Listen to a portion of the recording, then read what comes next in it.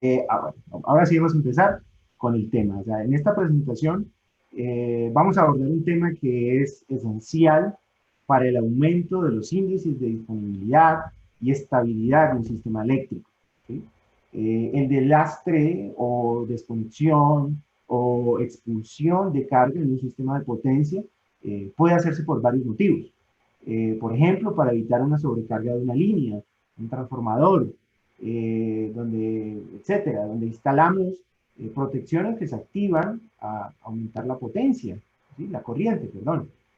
También podríamos expulsar carga para evitar una subtensión.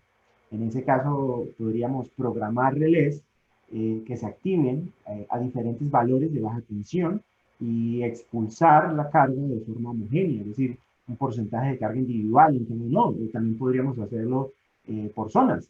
¿Sí? Para esquemas más complejos de lastre carga por subtensión, tendríamos que tener en cuenta las demás protecciones, ¿no? Los cambiadores de tabs, los controles de los generadores y pues otros dispositivos que puedan afectar esta tensión. Finalmente, también podríamos expulsar carga de nuestro sistema por un desequilibrio entre la generación y la carga. ¿Sí? Esto se puede ver reflejado en un cambio de frecuencia. En esta presentación vamos a analizar ese tipo de lastre de carga. ¿Sí? El que se genera por un desbalance entre generación y carga que generan una caída o un aumento en la frecuencia. ¿Sí? La pequeña agenda, primero vamos a revisar por qué es necesario expulsar, deslastrar carga del sistema, un poco de teoría, ¿no? Vamos a analizar los métodos más usados, eh, no significa que no existan otros métodos, también existen otros esquemas de algoritmos evolutivos, redes neuronales, basados en tasas de cambio de la frecuencia, y otros que son mucho más complejos para implementar. O sea, los esquemas que vamos a analizar en esta charla ya se han implementado en muchos sistemas eléctricos, porque son relativamente fáciles de implementar, aunque vamos a ver que hay que tener en cuenta muchas otras cosas, también son fáciles de probar. ¿Sí? Simplemente voy con un equipo de inyección de corriente a campo, le inyecto, por ejemplo, una frecuencia y ya pruebo que está funcionando. O sea, el relé como tal tiene la configuración que es. ¿Sí? Son relativamente fáciles de probar. También son económicos, ¿sí? Que hay unos que son simplemente activar una función.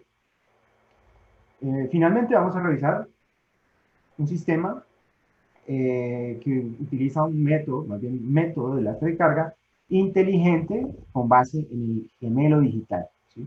Ahora se escucha mucho el tema del gemelo digital, vamos a ver qué es su implementación y finalmente vamos a hablar de un caso de éxito en Colombia. ¿Para qué? Pues ya vamos a ver que cuando vean el caso de éxito van a encontrar la utilidad y van a decir, bueno, en este sistema yo puedo aplicarlo, en este sistema quedaría perfecto, en fin. Durante la operación de un sistema eléctrico existe un equilibrio entre las fuentes de generación y las diferentes cargas. ¿Sí? Por un lado tenemos las fuentes que dependen del tipo de sistema, por ejemplo, una papelera, un ingenio, una petar, podrían tener únicamente su conexión con el operador y su cogeneración, no más. Pues, y todas las cargas, ¿no? Todos los procesos. Una microred, en cambio, podría tener fuentes mucho más diversas, por ejemplo, turbinas eólicas, arreglos solares, almacenamiento, en fin, puede ser mucho más diverso. Por otro lado, eso es por el tema de las fuentes. Por otro lado, tenemos las distintas cargas. Cada carga tiene su prioridad, ¿sí? Por ejemplo, en una mina socavón, es decir, eh, abren el hueco y ahí se meten las personas. Las montañas igualmente drenan agua y hay que tener unas bombas extrayendo esa agua, ¿cierto? Constantemente. También hay que tener unos ventiladores inyectando oxígeno, ¿sí? De la parte de arriba. Entonces, esas son cargas críticas, ¿sí? Es lo último que debemos delastrar o desconectar. También tenemos que tener en cuenta que en un proceso unas cargas dependen de otras. O sea, si yo para qué voy a dejar prendido un proceso que depende de otro. y voy a dejar varios procesos así. Entonces, tenemos que ver eso, la dependencia de unas cargas con otras. Si no tenemos en cuenta esto, podremos dañar algún componente mecánico, ¿no? O sea, desconectamos un proceso, lo dejamos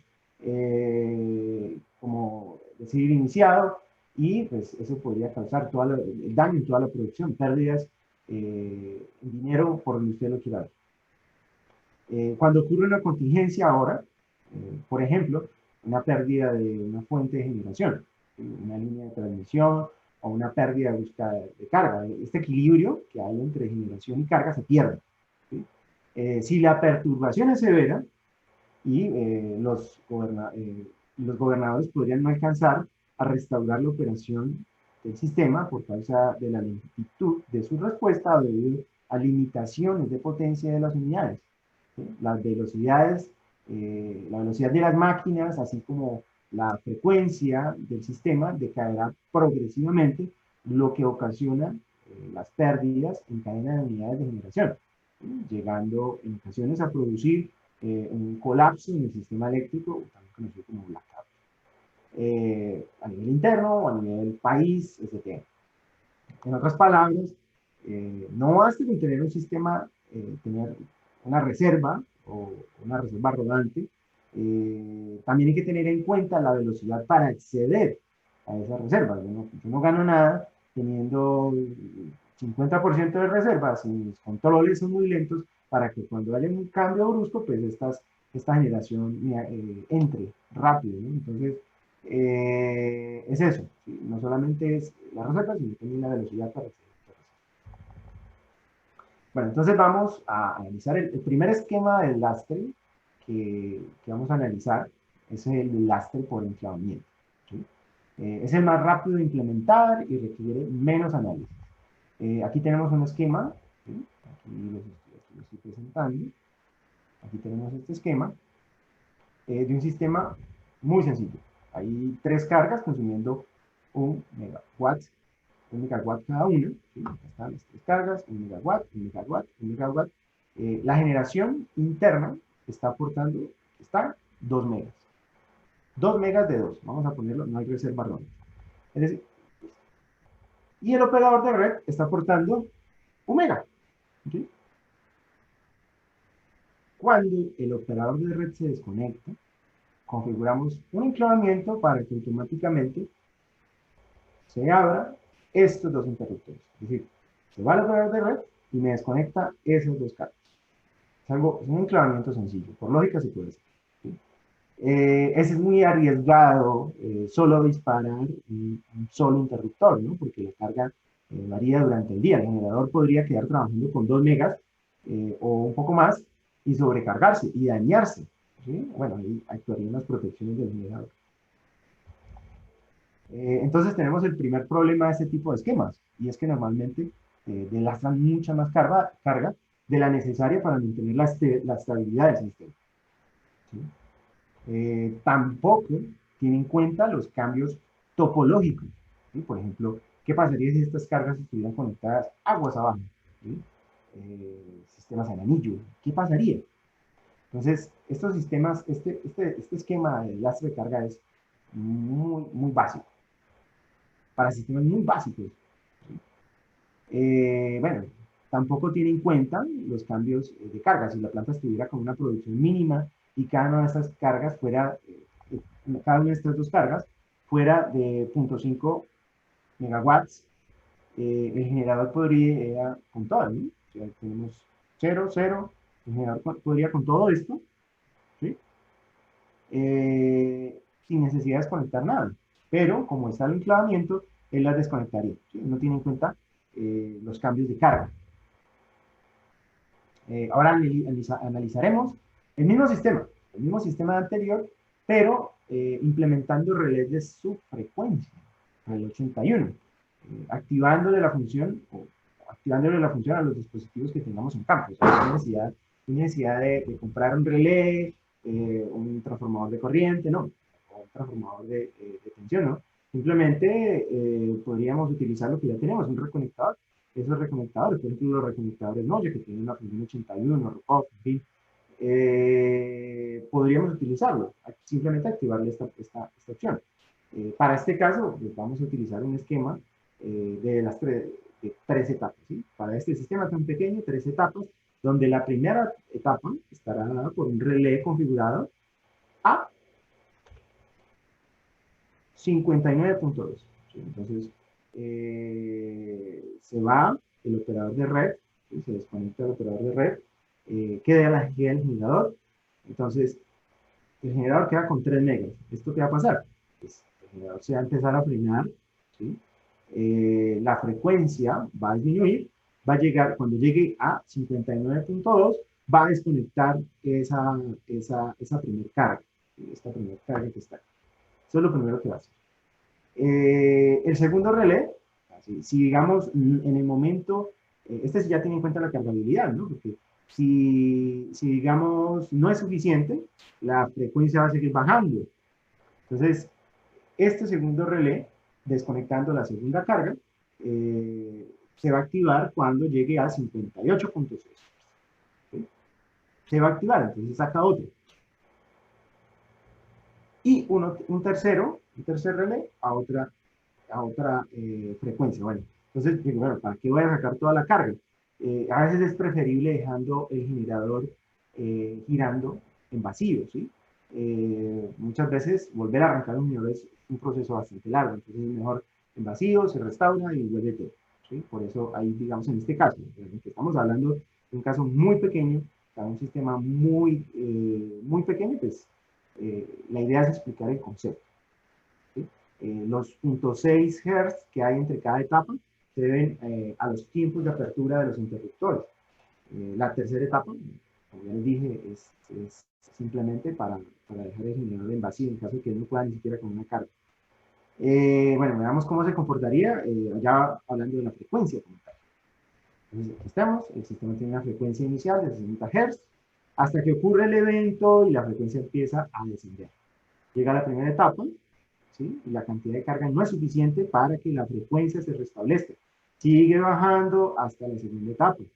Aquí la frecuencia sigue bajando y luego empieza a ascender, entrando en una etapa de subamortiguamiento, hasta estabilizarse. Obviamente todo esto depende de los controles. Bueno, los problemas que tiene este tipo de lastre, ¿sí? Porque esto también tiene sus inconvenientes, se ve así rápidamente, si uno lo ve, dice, no, este desastre sería muy bueno porque simplemente las frecuencias y él va sacando. ¿Sí?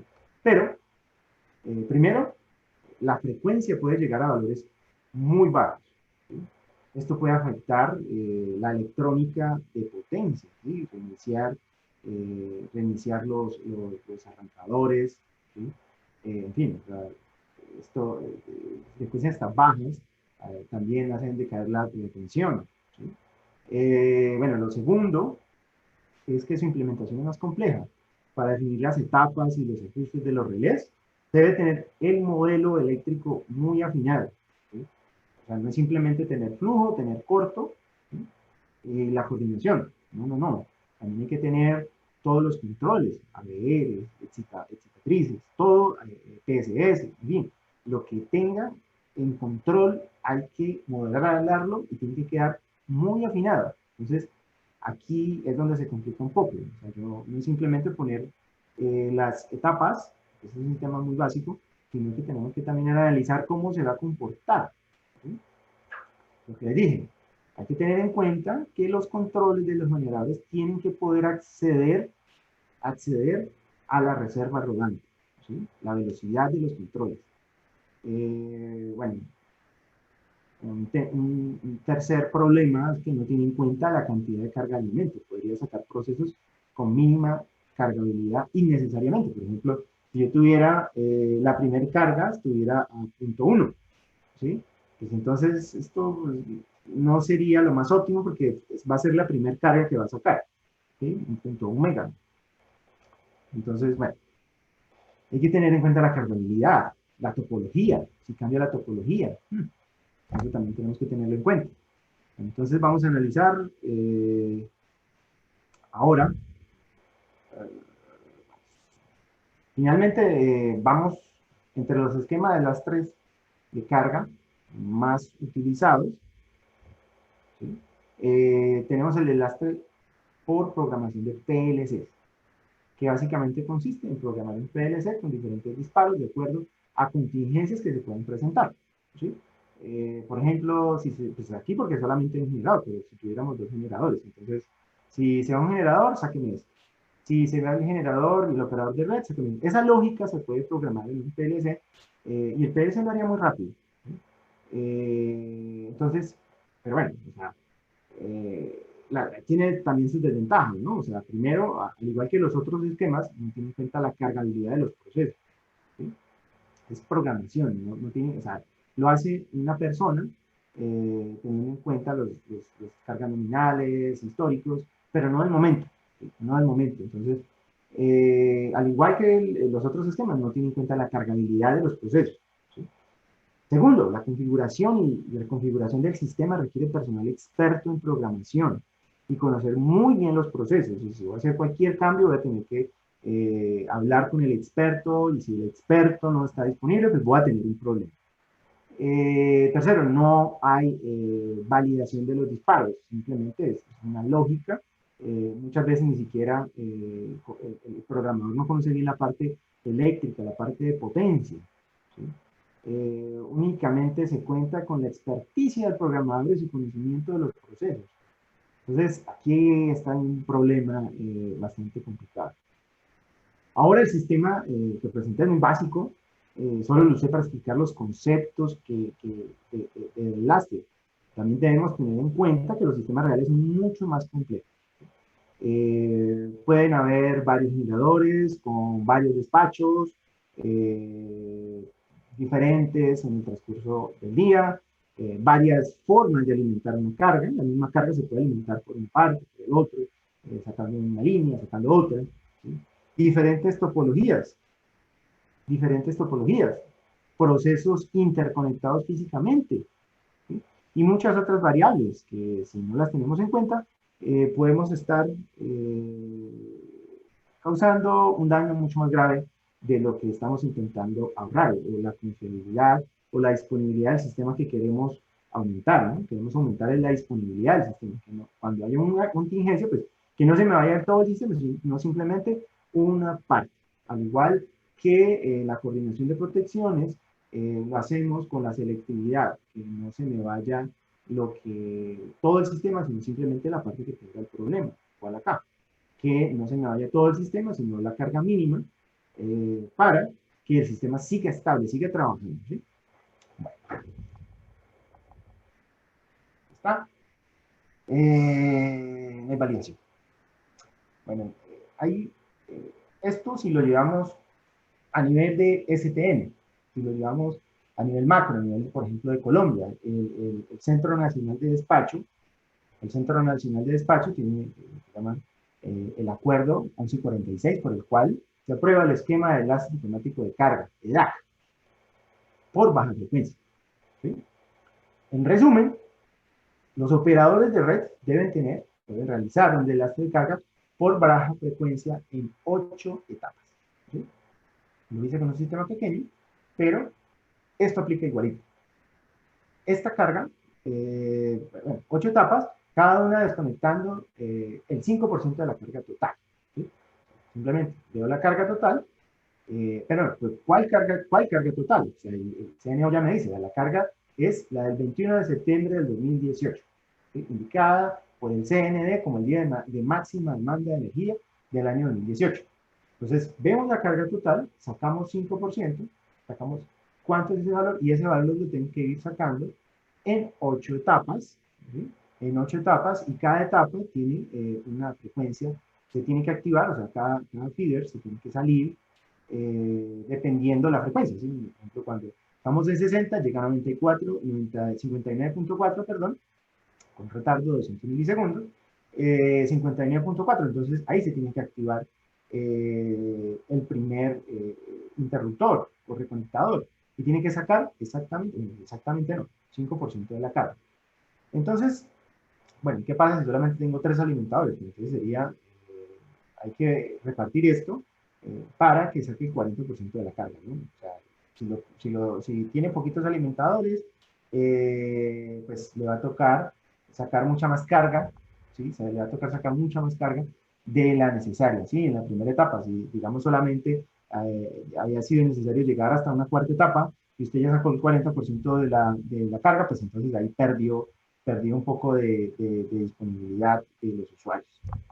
Sí, bueno, la etapa 6, 8, hay que activar la función ROCOP, ahí está, la razón de cambio de la frecuencia sobre el tiempo, ¿sí? O sea, qué tan rápido cambia la frecuencia en el tiempo, algo así. ¿Listo? Bueno, entonces, el del lastre de carga con base en el gemelo digital o el modelo eléctrico. Entonces, antes de mostrarles lo que es el lastre de carga con base en el modelo digital, o el lastre de carga inteligente, debo mostrarles qué es la operación de un sistema con base en el gemelo digital. ¿Sí? No puedo entrar en lo que es un lastre de carga inteligente si no les he mostrado qué es la operación con base en el gemelo digital. Continuando con la metodología que veníamos trabajando, vamos a utilizar un ejemplo pequeño, un ejemplo básico para entender el concepto de lo que es operar un sistema con base en el modelo digital. Aquí tenemos un gemelo digital de un sistema eléctrico, ¿sí? Que están viendo. Lo utilizamos para la fase de diseño de nuestro proyecto. ¿Sí?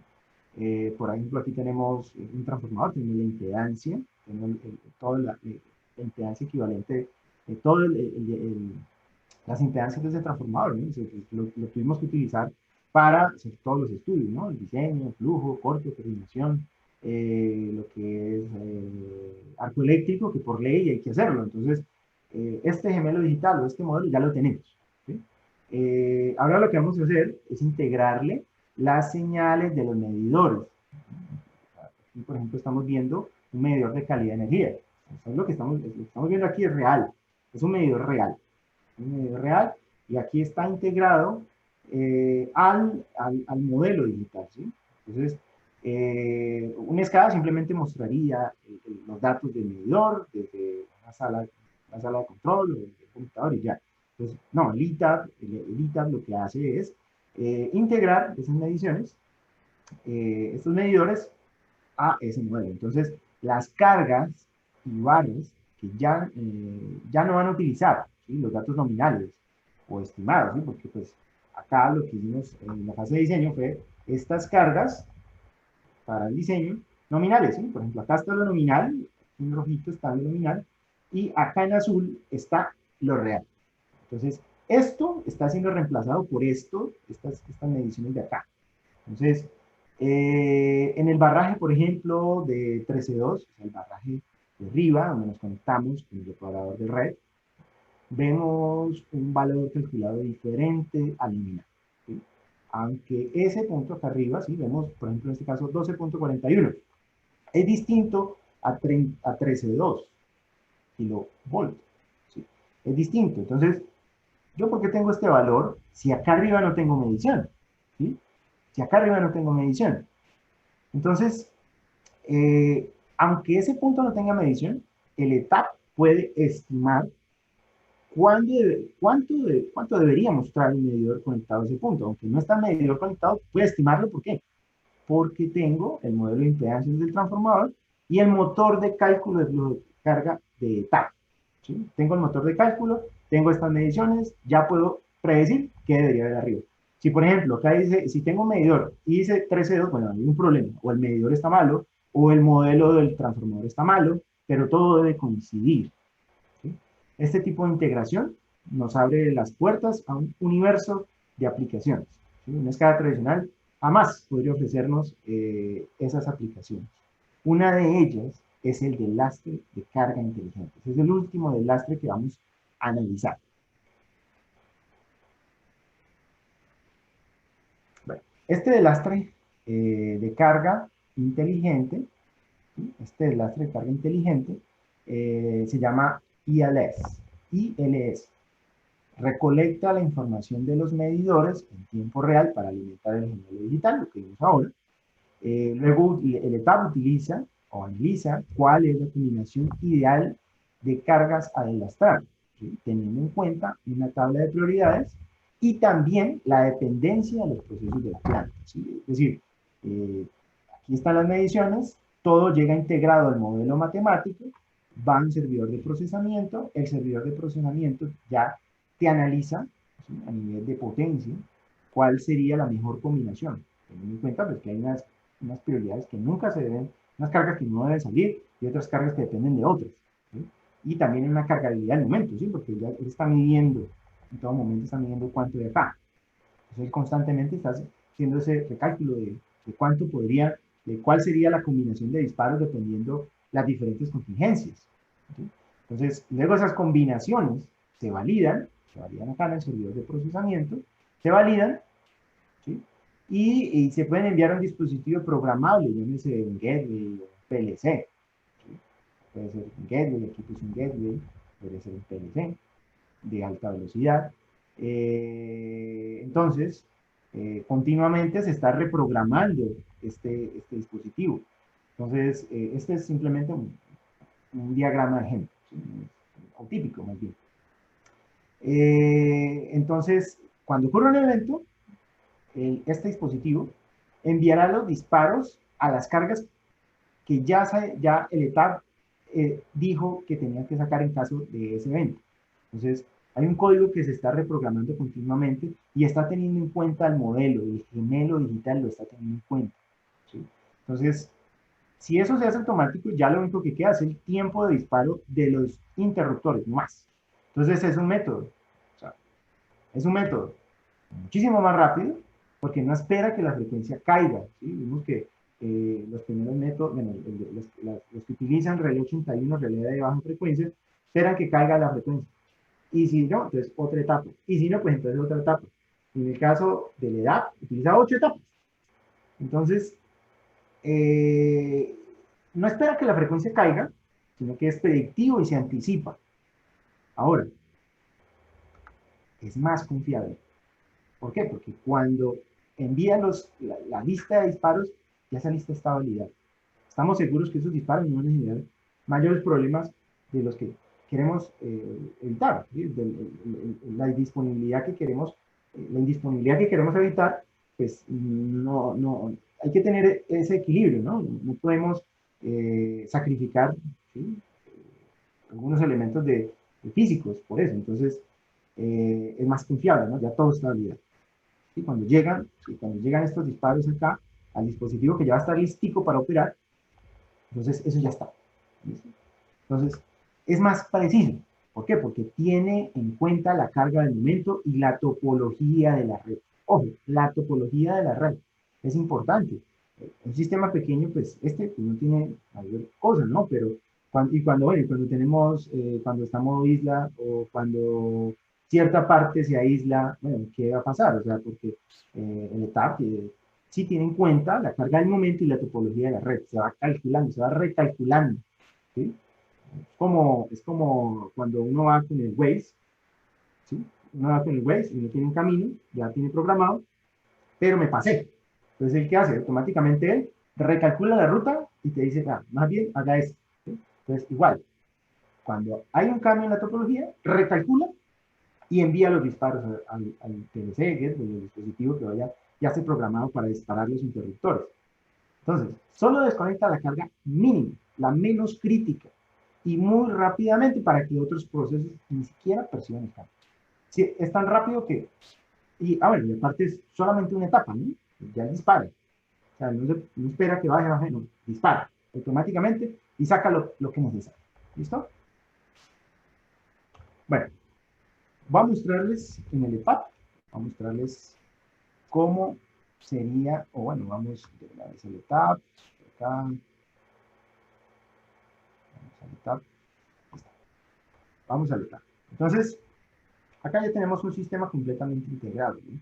No es tan sencillo como el que mostré, una alimentación, una generación y unas carguitas, sino que tenemos una transmisión de una potencia, una transmisión de una energía. ¿Sí? Tenemos unas líneas de transmisión, por ejemplo, por acá tenemos una planta, ¿sí? Aquí tenemos, por ejemplo, 5 generadores que están aportando gran porcentaje de la carga total, ¿sí?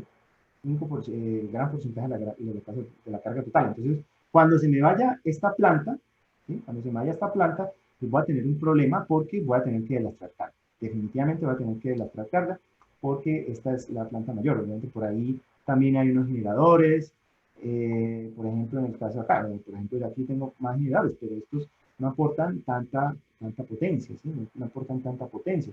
Entonces, bueno, ¿qué va a pasar cuando esta parte, ¿sí? Este proceso que está acá, quede en modo isla? Es decir, cuando yo me desconecte, cuando yo desconecte aquí y acá, entonces, ¿qué va a pasar? Porque si estos generadores que están acá, Gen A y Gen B, se van, pues no pasa nada, porque por acá se alimenta y no hay que lastrar nada.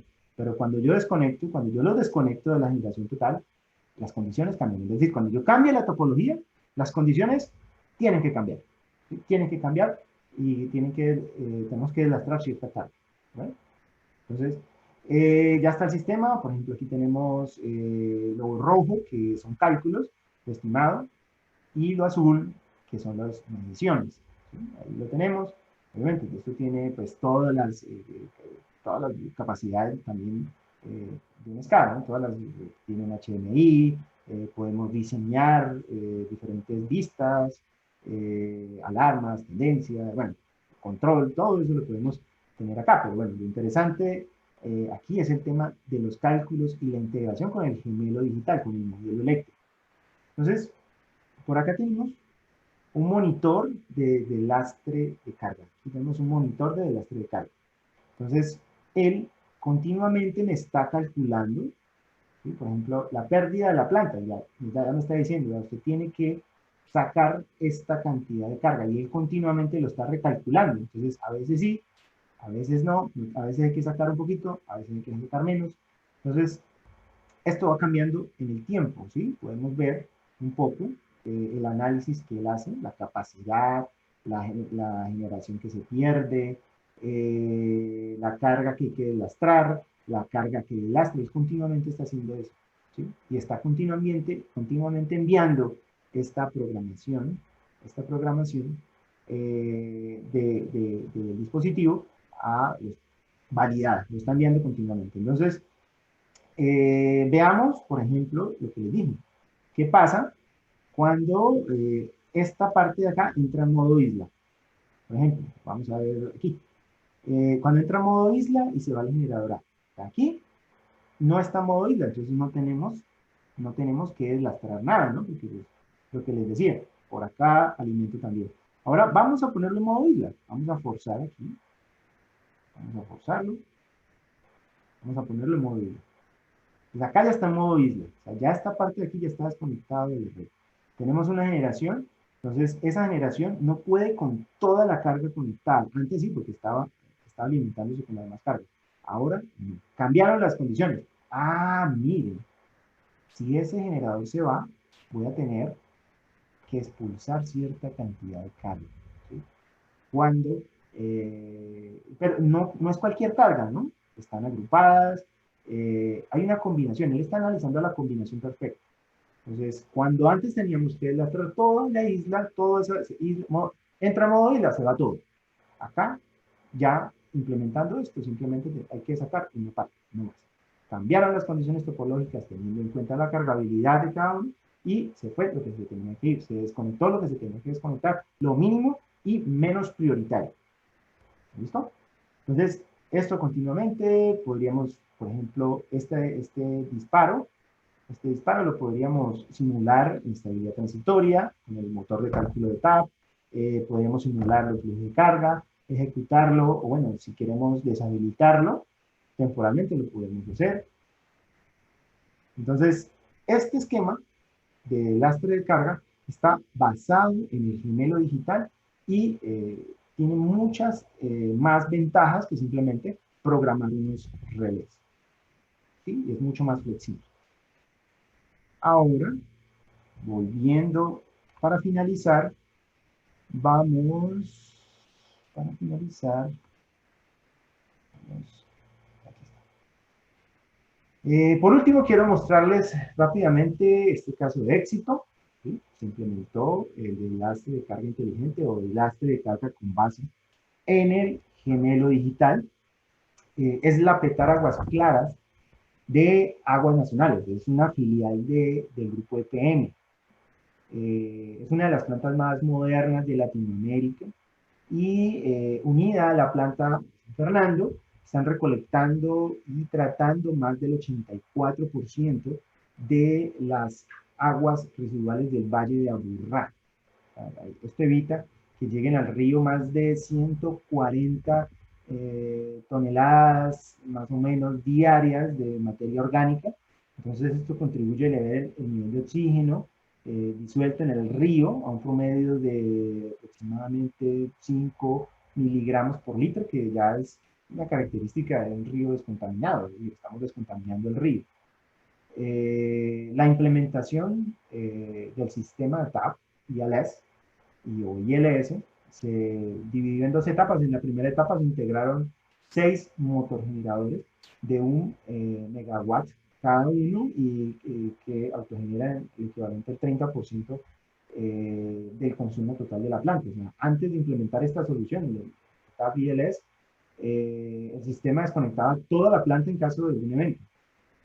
¿Sí? O sea, esto provocaba una indisponibilidad, no solamente durante el tiempo del evento, sino también mientras realizaban el proceso de arranque de la planta. Imagínense. Recordemos que un proceso depende de otro, y poner en marcha toda una planta, luego un apagón total puede ser bastante desgastante, ¿no? Puede consumir bastante tiempo. También esto ocasiona desgaste o posibles daños en los componentes mecánicos de los procesos. Esto tiene las bombas, tiene muchísima parte mecánica que está prendiendo, apagando, lo desgasta muchísimo. Además de los malos olores que puede generar para toda la planta. A todo esto, súmele los problemas sociales, ¿sí? Porque esto está cerca a un centro comercial. Entonces, es bastante incómodo, digamos, que haya un apagón por bastante tiempo de la planta. ¿Sí? Con la implementación del sistema ILS de TAP, al ocurrir un evento, por ejemplo, una desconexión con el operador de red, con IPM, ¿sí? Está. El sistema automáticamente desconecta la carga mínima, dejando los procesos críticos sin interrupción y aumentando la producción. Entonces, el esquema anterior fue algo muy básico para entender el concepto de lo que se implementó, pero el HMI general, con el HMI, este es el HMI general, o sea, un poco más, pero con este HMI general nos damos cuenta de la complejidad de esta tarea, ¿no? Entonces, bueno, ¿qué pasa cuando alimento por un lado o por el otro, cuando es mantenimiento? Es una topología bastante compleja porque cambia constantemente las condiciones, ¿sí? También hay que tener en cuenta que hay otros subsistemas igual de complejos, ¿sí? Si ustedes pueden ver, aquí hay unos cuadritos y adentro hay otro subsistema, ¿sí? Hay que tener en cuenta que también son complejos. Pues unos dependen de otros, en fin. Por esta razón, no fue aplicado ninguno de los esquemas de desastre que analizamos anteriormente, llámese por enfriamiento del interruptor, por programación de PLC, ni por baja frecuencia, no. Sino, tenía que ser una solución mucho más robusta y fina, ¿no? Es una planta bastante crítica. Por acá tenemos uno de los subsistemas, lo que les decía, esos subsistemas también tienen su nivel de complejidad. En este caso sería el de los motorgeneradores. Esto es simplemente un HMI que se puede mostrar. Y por acá tenemos un vistazo del HMI que se le hizo a la parte de ILS, donde vemos los procesos que están activos, ¿sí? Por ejemplo, acá están los procesos que están activos, la carga total, por acá está la carga total, tenemos consumo total de la planta, la carga total, la generación del momento, los procesos delastrables, ¿sí? Están los edificios delastrables, los no delastrables, en fin, o sea, te actualiza de cómo está el sistema a nivel de ILS, ¿sí? De lastre de carga inteligente, o sea, cuánto va a hacer, cuánto va a sacar, cuánto no va a hacer, cuánto la carga crítica, nuestra carga no delastrable nunca se va. Bueno, eso era todo lo que tenía por mostrar. Espero que los ejemplos hayan sido claros y pues Traté de ser lo más contundente posible. No siento más, les agradezco muchísimo que hayan permanecido.